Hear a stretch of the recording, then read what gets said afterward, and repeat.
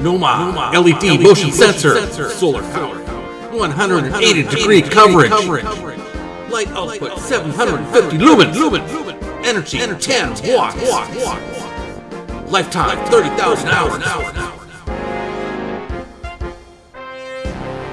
Get it today. Solar powered LED motion sensor. Welcome to my solar powered LED motion sensor security light. It's made for outside. Probably a great idea, especially in those locations where maybe you can't get electricity to, or it might just be too expensive to call an electrician and have them come wire up some light for you. So I think this is a good option.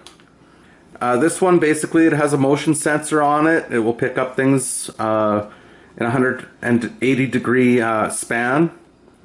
It looks fairly bright, 750 lumens. That's pretty good. The energy is 10 watts, which is pretty powerful for LED lights.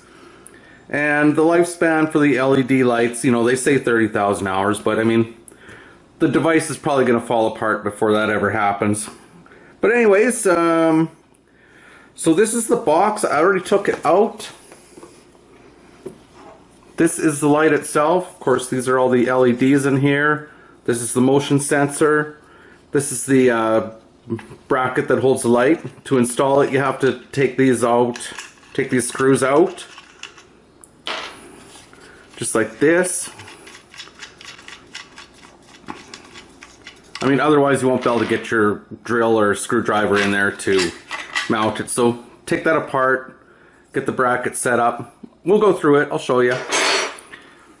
One of the things that I did some investigating and I did some testing. Now, it's going to be really hard for you to see what this says in the back here. The far button here, that's the sensor.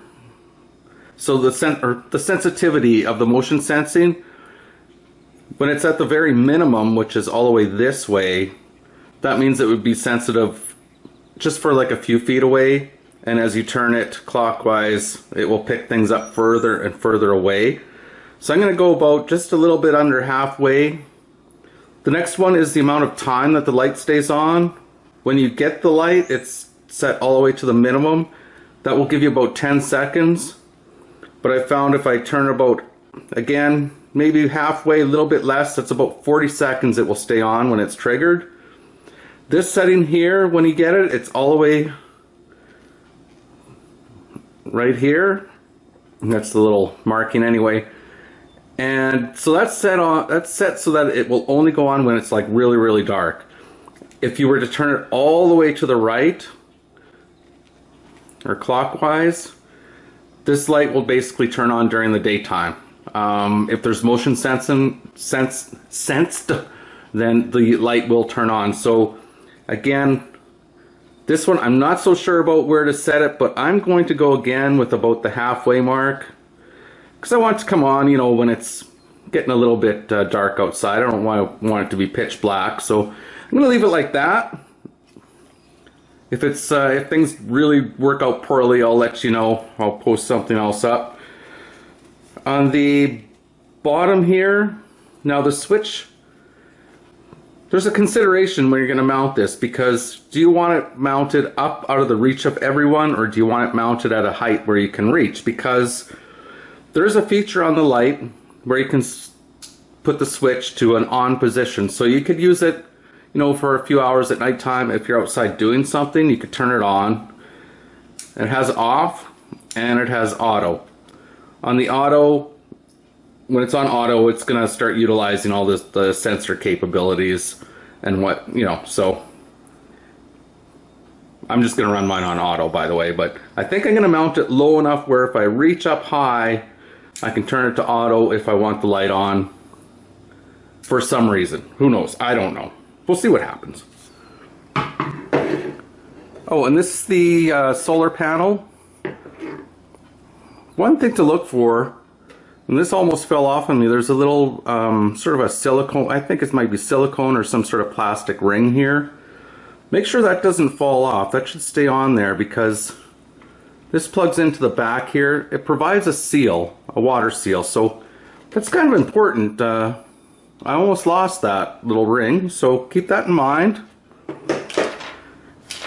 I have not physically measured this cord, but I counted the number of strands in here, and pretty much I'm going to say it's at least minimum 10 feet, and I think it's probably 15 and maybe even a little bit more, but for sure it's 10 feet, so lots of distance to locate your panel in a nice sunny location. Alright, so I'm going to get set up and we'll go get this mounted up. Okay, so here I am. I'm out on my deck here, and I'm going to install my light, just so you get an idea of the layout here. It's my deck here, and I have some stairs that go down into the back shed over there.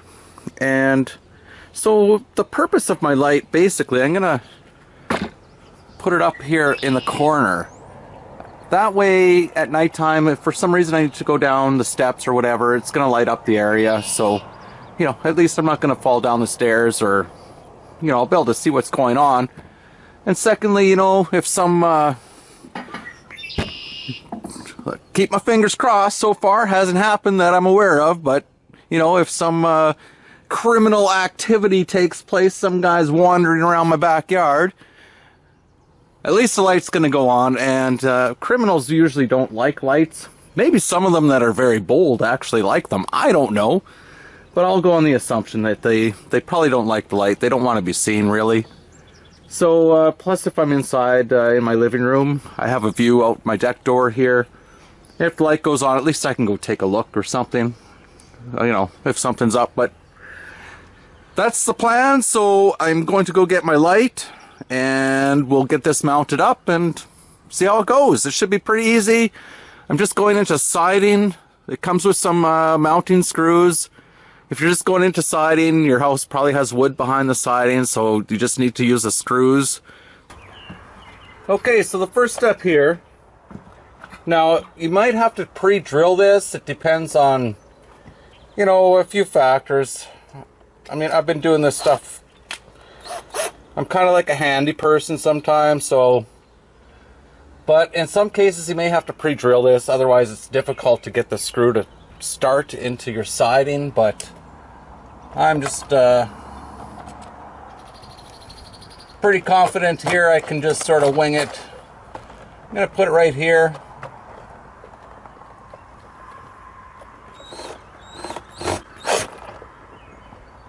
Like, it is hard to get started if you don't pre-drill it, but it can be done.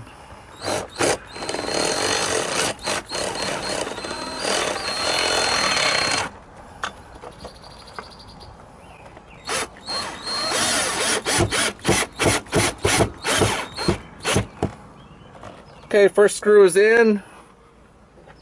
Don't overly tighten things because, you know, it's just, houses are made out of cheap everything. Cheap wood, cheap whatever.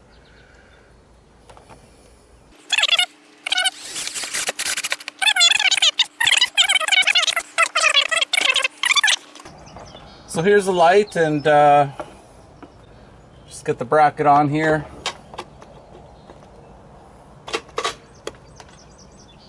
And just on a side note, part of the reason I picked this location also, there's an overhang here. I mean, the light is water, you know, water resistant or weather resistant.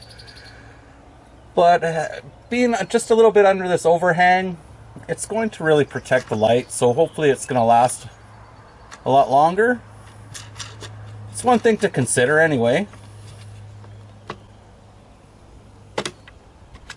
And also, once I get to it, the solar panel,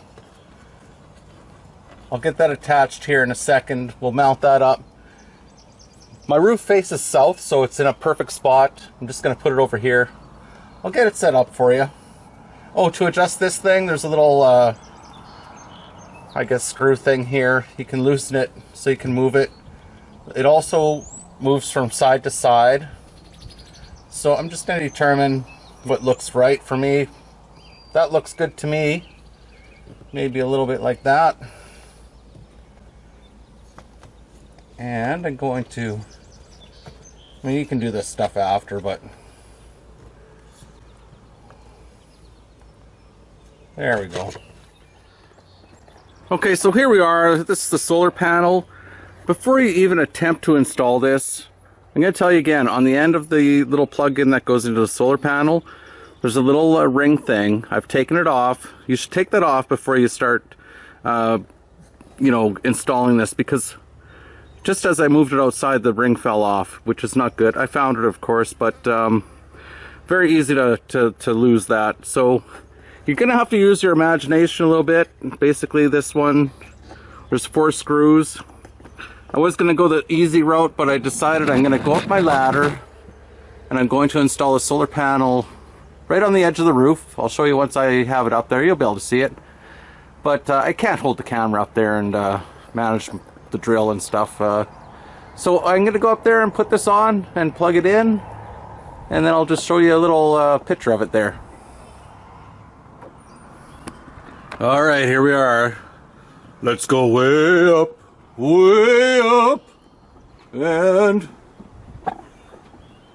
there we go. Like, hope you can see it. But basically, I just screwed those straight into my roof. My shingles are in really good shape. A couple little screws like that, they're not going to cause any problems with leaking. Trust me, it'll self-seal around the screws. Not a big deal. But anyways, that's the ideal position, facing south. In the winter, I'll probably put less of an angle on there. I'll face it more at the horizon, especially way up here north. But right now, it's perfect for the summertime in that position. Okay, so all that's left to do now, just need to take the cord here.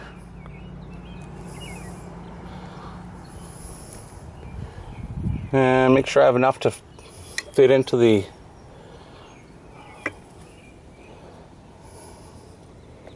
yeah, that should work.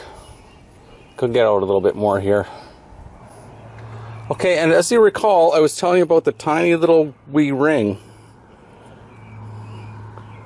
This is what I was talking about. I think I misspoke and said that this goes into the solar panel. This goes into the light, so it charges the battery, but put the little ring on, keep it upright, and on the back here, probably can't see it, but that's where it plugs in. Where we go, there's good. And what I'm going to do, fortunately for me, I'm just going to take this excess cord, and I'm pretty sure I can jam it up under here. There we go.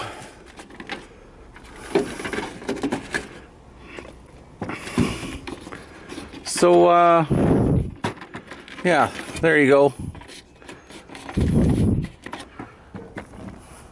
Yeah, maybe it'll make it look a little bit nicer if I start here. Woo! Sorry, my camera's all over the place. It's hard to do.